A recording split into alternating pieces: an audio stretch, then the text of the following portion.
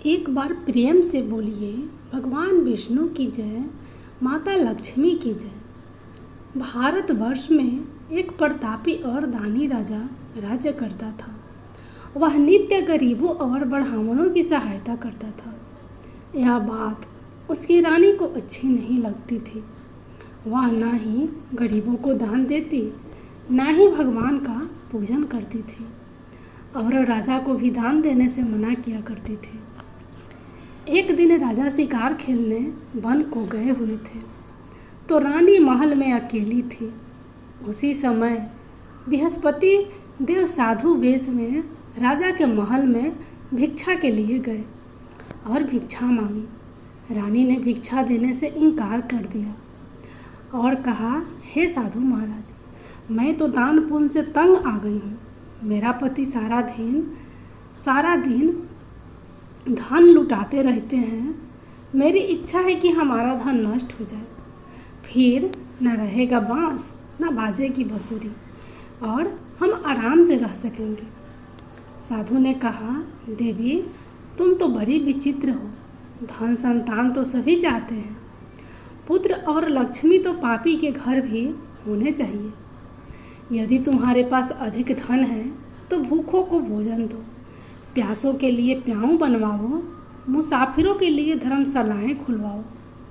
जो निर्धन अपनी कुंवारी कन्याओं का विवाह नहीं कर सकते, उनका विवाह करा दो। ऐसे और कई काम हैं जिनके करने से तुम्हारा यश लोक परलोक में फैलेगा। परंतु रानी पर उपदेश का कोई प्रभाव न पड़ा। वह बोली, महाराज, आप मुझे कुछ ना समझाए। मैं ऐसा धन नहीं चाहती जो हर जगह बांटती फिरूं। साधु ने उत्तर दिया, यदि तुम्हारी ऐसी इच्छा है तो तथास्तु, तुम ऐसा करना कि बृहस्पतिवार को घर लीपकर पीली मिट्टी से अपना सिर धोकर स्नान करना। बृहस्पतिवार के दिन भोजन में मांस मंदिरा खाना और कपड़ा धोबी के यहाँ देना या घर पे कपड़ा धोना।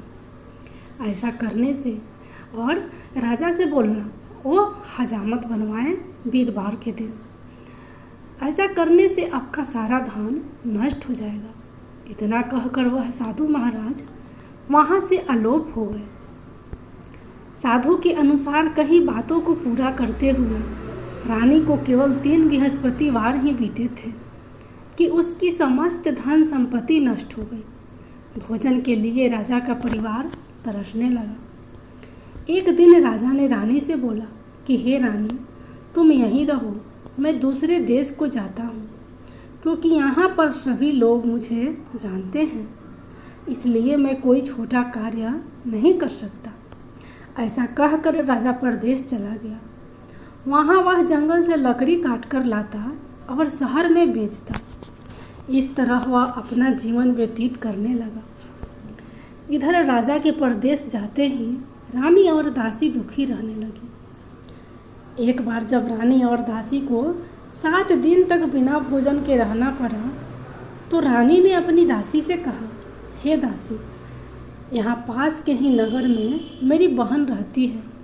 वह बड़ी धनवान है, तो उसके पास जा और कुछ ले आ, ताकि थोड़ी बहुत गुजर बसर हो जाए। दासी रानी की बहन के पास गई। उस दिन गुरुवार का दिन था और रानी की बहन उस समय बृहस्पतिवार व्रत की कथा सुन रही थी। दासी ने रानी की बहन को अपनी रानी का संदेश दिया, लेकिन रानी की बड़ी बहन ने कोई उत्तर नहीं दिया। जब दासी को रानी की बहन से कोई उत्तर नहीं मिला तो वह बहुत दुखी हुई और उसे क्रोध भी आया। दासी ने वापस आकर रानी को सारी बात बता दी। सुनकर रानी ने अपने भाग्य को कोसा। उधर रानी की बहन ने सोचा कि मेरी बहन की दासी आई थी, परंतु मैं उससे नहीं बोली, इससे वह बहुत दुखी हुई होगी। कथा सुनकर और पूजन समाप्त करके वह अपनी बहन के घर आई और कहने लगी कि हे बहन, मैं बृहस्पतिवार का व्रत कर रही थी। तुम्हारी दासी मेरे घर आई थी, परंतु जब तक कथा होती है तब तक ना तो उठते हैं और ना ही बोलते हैं। इसलिए मैं नहीं बोली। कहो दासी क्यों गई थी? रानी बोली, बहन तुमसे क्या छिपाऊं, हमारे घर में खाने तक को अनाज नहीं था। ऐसा कहते कहते रानी की आंखें भर आई। उसने दासी समेत पिछले 7 दिनों से भूखे रहने की बात अपनी बहन को विस्तार पूर्वक बता दी।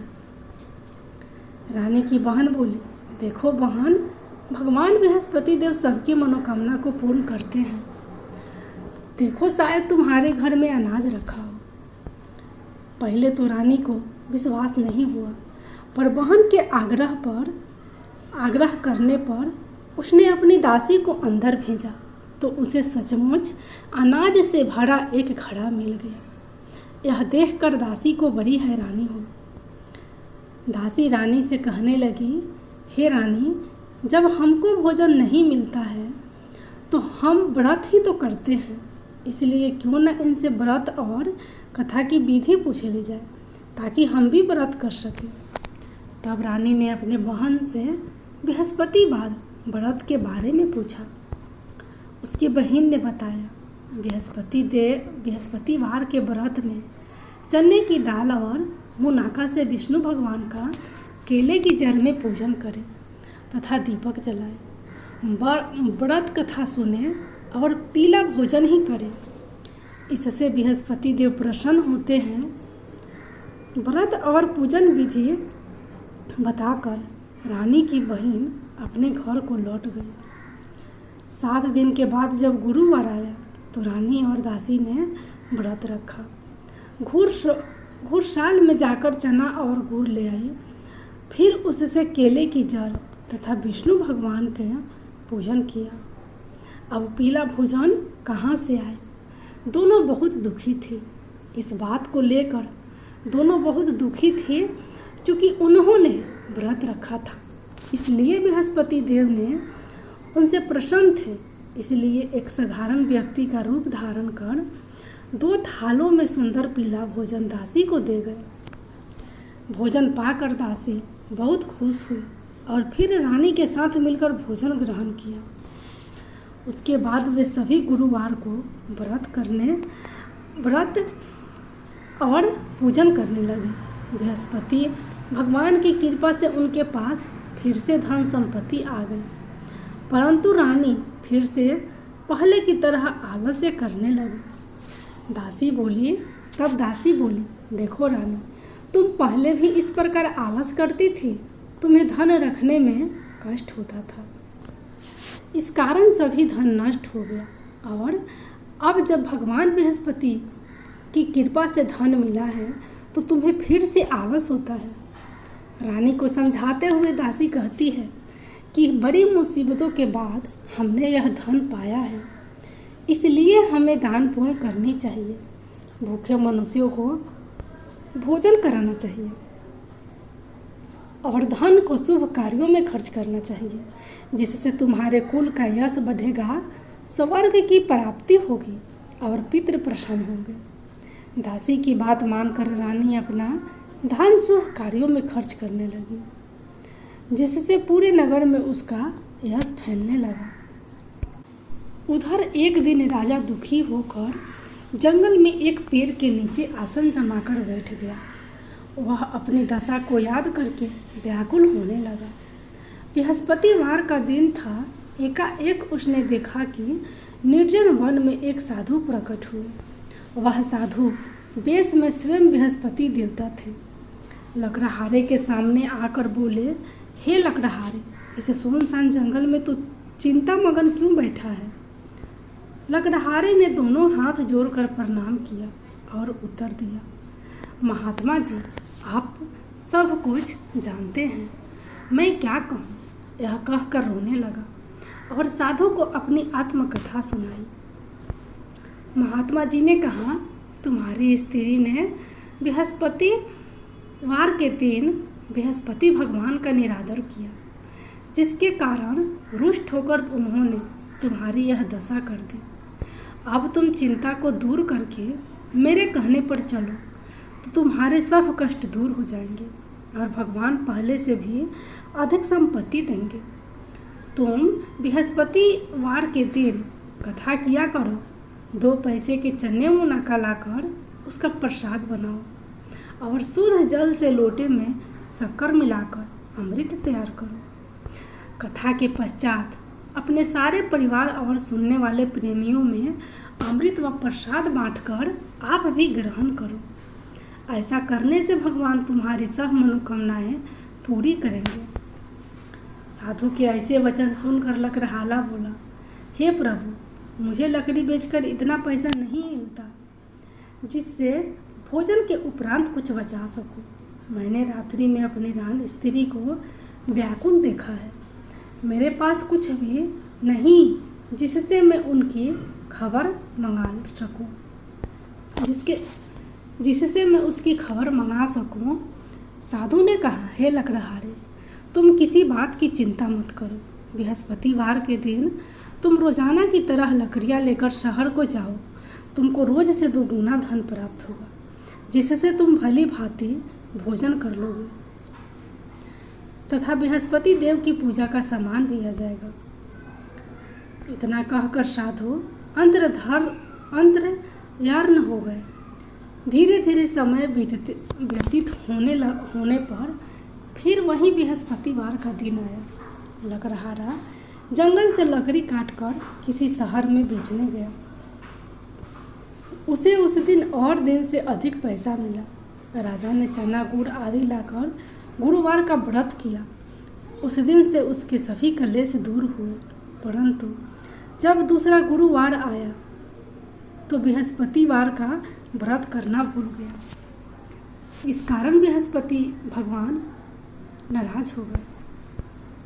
उस दिन उस नगर के राजा ने विशाल यज्ञ का आयोजन किया तथा शहर में यह घोषणा करा दी कि कोई भी मनुष्य अपने घर में भोजन न बनावे, न आग जलावे।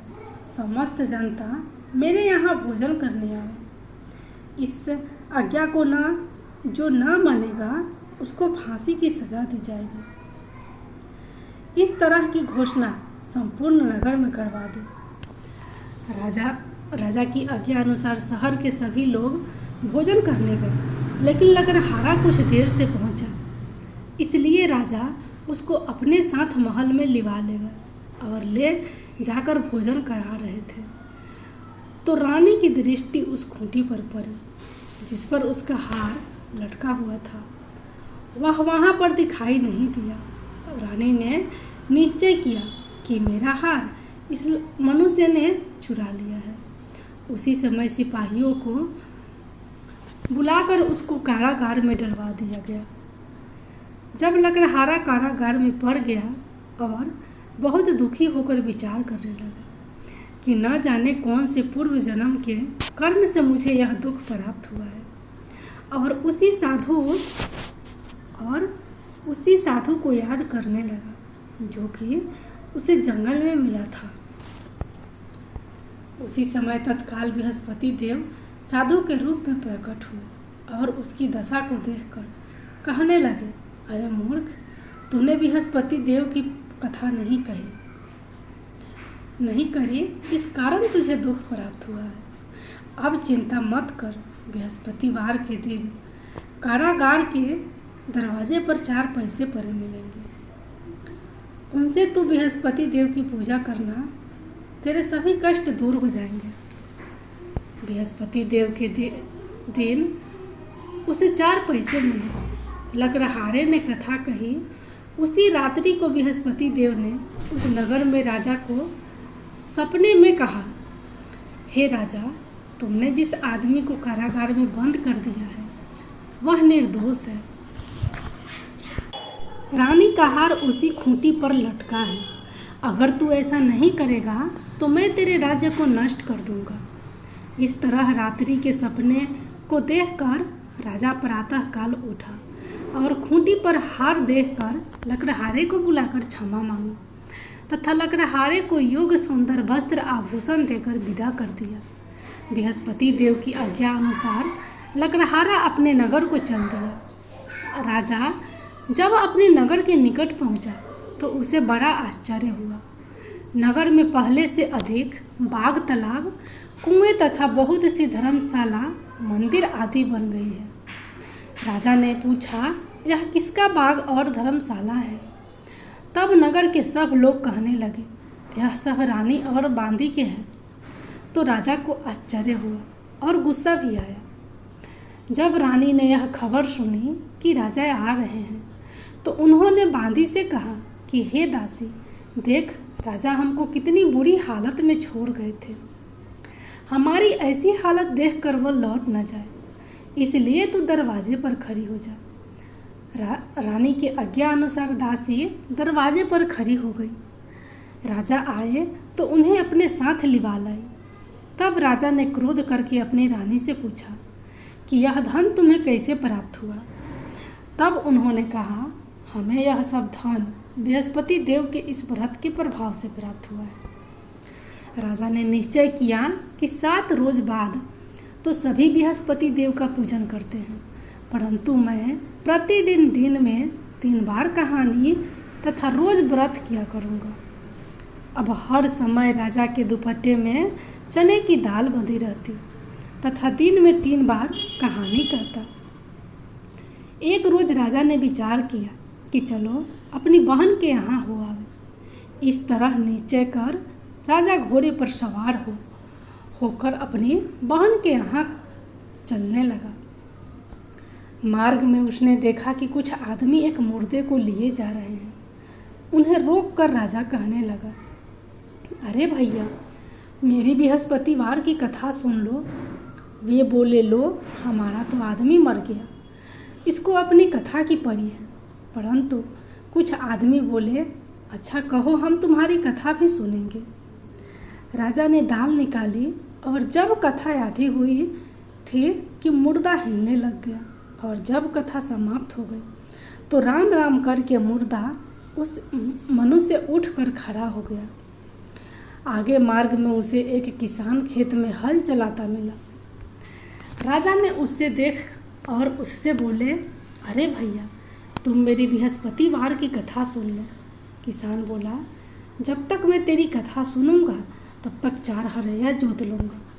जा अपनी कथा किसी और को सुनाना। इस तरह राजा आगे चलने लगा। राजा के हटते ही बैल पछाड़ खाकर गिर गए तथा किसान के पेट में बड़ी जोर का दर्द होने लगा। उसी समय उसकी माँ रोटी लेकर आई। उसने जब यह देखा तो अपने पुत्र से सब हाल पूछा और बेटे ने सभी हाल कह दिया।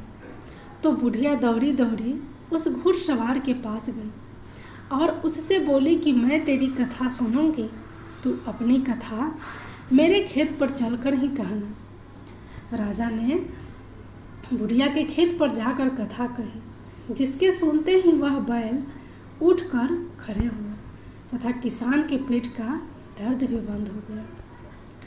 राजा अपनी बहन के घर पहुंचा।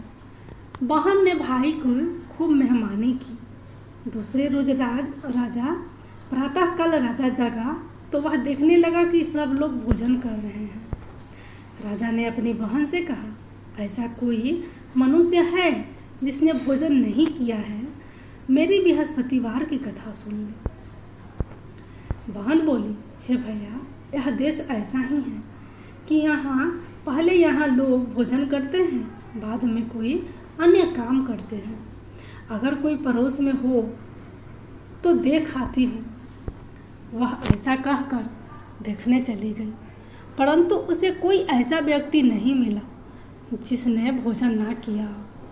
अतः वह एक कुम्हार के घर गई, जिसका लड़का बीमार था। उसे मालूम हुआ कि उसके यहाँ 3 रोज से किसी ने भोजन नहीं किया है। रानी ने अपने भाई की कथा सुनने के लिए कुम्हार से कहा। वह तैयार हो गया।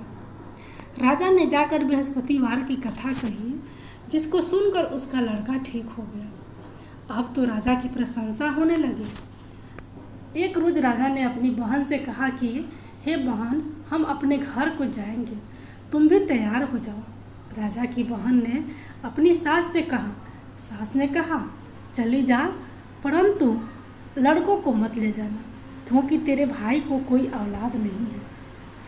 बहन ने अपने भैया से कहा, हे भैया, मैं तो चलूँगी पर कोई बालक नहीं चलेगा। राजा बोला, जब कोई बालक नहीं चलेगा तब तुम ही क्या करोगी जाकर।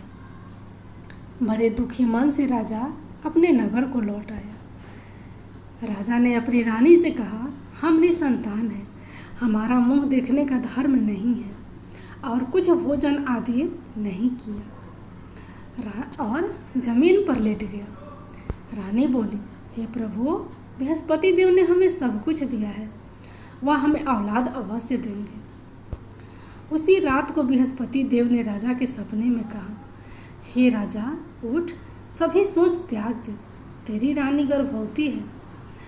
राजा की यह बात सुनकर बहुत खुशी हुई। 9वें महीने में उसके गर्भ से एक सुंदर पुत्र पैदा हुआ। तब राजा बोला, हे रानी, स्त्री बिना भोजन के रह सकती है, पर बिना कहे नहीं रह सकती। जब मेरी बहन आवे तुम उससे कुछ कहना मत। रानी ने सुनकर हाँ कर दिया। जब राजा की बहन ने यह शुभ समाचार सुना तो वह बहुत खुश हुई तथा बधाई लेकर अपने भाई के यहाँ आई। तभी रानी ने कहा, घोड़ा चढ़कर तो नहीं आई, गधा चढ़ी आई। राजा की बहन बोली, भाभी, इस प्रकार ना कहती तो तुम्हें औलाद कैसे मिलती। बृहस्पति देव ऐसे ही हैं, जैसी जिसके मन में कामनाएं हैं सभी को पूर्ण करते हैं।